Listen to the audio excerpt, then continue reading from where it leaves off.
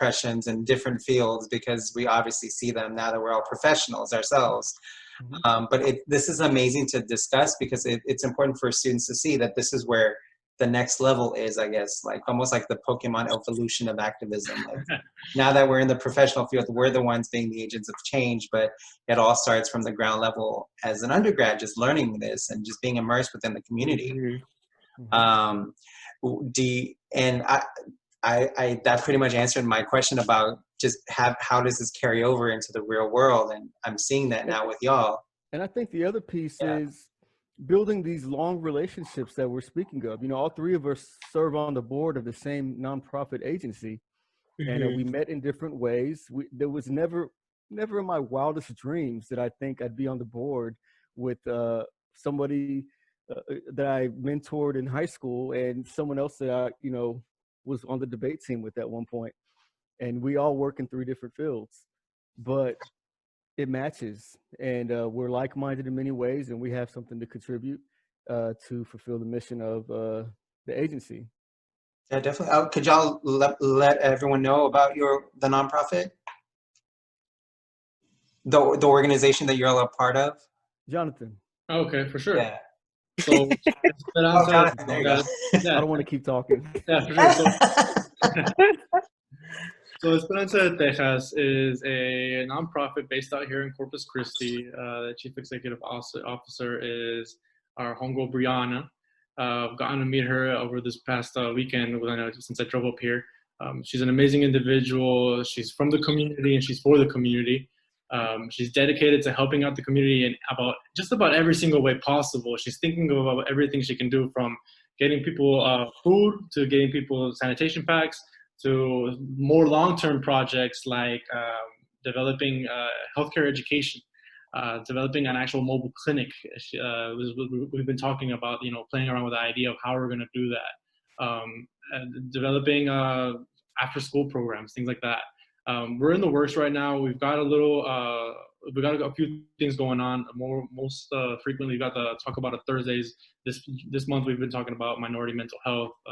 It's just 15-minute segments that we've been doing, and we're going to be recording and sending out a podcast in a few weeks or so too. So keep an eye out for that. If you guys want to add anything as well, go for it. Sounds like you did amazing job there. Great job, Jonathan. Where can they find your information? Is there like a website or So we're on Facebook and we're on Instagram. I believe we are working on our website right now. And so you can just look up Esperanza de Texas and we'll pop up. Perfect. And we'll give you the link too, so you can post it under the podcast. Oh yeah, definitely. No, this will go up and everyone will know. So I saw the organization information on Instagram, and it's an amazing organization. And I mean, there's so many out there, and I think just to kind of wind things down a little bit, with your current involvement as board members, y'all are board members, y'all. How'd that happen? So how do you, I guess especially this is directed towards Angel and Anya, especially because y'all are alum of TSU. Like, how do you see, or what do you recommend as far as our current students, like our freshmen coming in, or our, you know, sophomores and juniors? How do they get started in that, you know, dipping their toe into just either activism or trying to find a mentor as well to kind of get involved in the community? That might be two questions, but I would say, you know, the thing they can start doing right now is paying attention to the classes that spark a little bit of something. And if there's a class that sparks something in them, or there's a specific professor, even if it's not necessarily the content of that class, but if there's a professor that sparks something in them, that they need to follow that. And that, you know, follow that, see that professor during their office hours, you know, get whatever that professor is, whatever they're promoting or activities that they're a part of, become a part of that. And that's where they will begin to see doors open and opportunities where they can get involved and become activists at the level that they're at. You know, you don't have to have X amount of years And you don't always have to have X amount of experience in order to get into the work. And so that's the first thing that I would suggest. And then, you know, from there, I would just say I'm going to get all, you know, touchy feely, but follow your heart. And so like, follow your heart and follow your gut. And as long as you're following your heart and your gut, you're going to find the answers, and you're going to find that next key, and take all experience as a chance to grow. Every experience is not going to be a good experience. Every mentor that you find, you may, you know, find things that you think is not the best. But take what there is. There's a lesson to be learned in everything. And so even if it looks like what you got into, you know, first doesn't pan out, that's okay, because you learned skills from there. You learned things that you will take forward, and and you also learn the things that you're not going to take forward.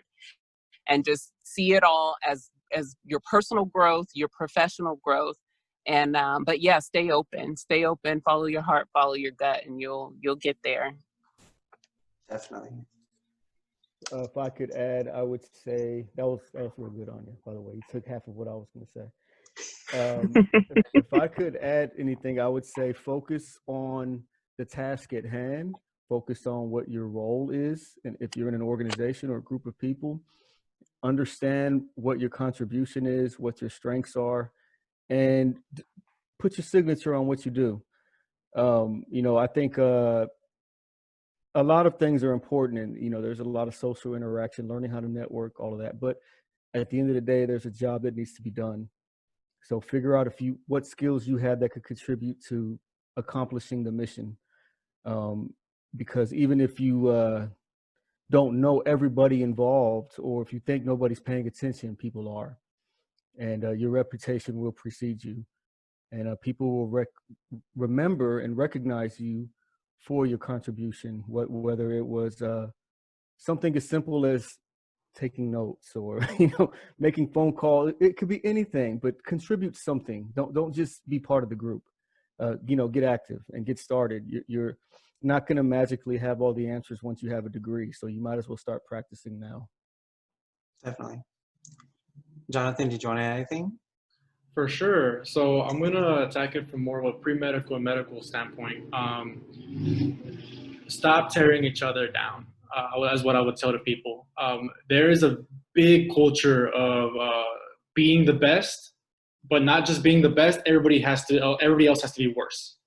That nobody else can succeed or thrive next to you. I've seen it firsthand, and I've read about it. I've heard about it from my friends. There's always students or colleagues that are trying to tear another person down, trying to sabotage another individual. You know what? That's their business. I'm a Latino medical student. If I see another Latino medical student, I'm not going to tear them down. I'm going to grab them and I'm going to lift them up. And that's what I've been doing every opportunity that I get, with people that are in my classes or in my school, I have a couple of new oncoming first-year medical students that are from California. I did a summer urban health fellowship in LA 2 years back. And what it was just a little mentorship program for high school and college students, and kind of teaching them, you know, what the roadmap looks like. And these were there were people from Wilmington and Watts, you know, traditionally low socioeconomic areas. And so I kind of just wanted to do something in the summer, and I looked it up and I reached out, and they were like, yeah, come on. So I drove to LA to do this. I loved it. And so it's really great I'm really happy to say that people that I mentor there are now medical students as I'm about to leave. And I'm taking every opportunity to go out of my way to make sure that they succeed, because I had a very rough time the first 2 years. And it wasn't, and if it wasn't for one of my best friends, Mokhtar Sheikh Salah, a man who's experienced just much more hardship and unimaginable hardships, and has continuously succeeded. If it wasn't for him, and likewise, I'm sure he would say the same thing of me, we would continue to just talk to each other and try to lift each other up and help each other and help us get through this. We've succeeded, and now we were actually having a conversation a few days ago. third year is going very well for us. We've had no fear of failure, no fear of stresses. We've been able to manage the curveballs that life has thrown at us, either through medical school, through the COVID, through the BLM movement. We've been able to manage it very well because we've developed those skills. And that's what I'm trying to do with these new medical students. I'm just grabbing them. I'm like, hey, do you need help?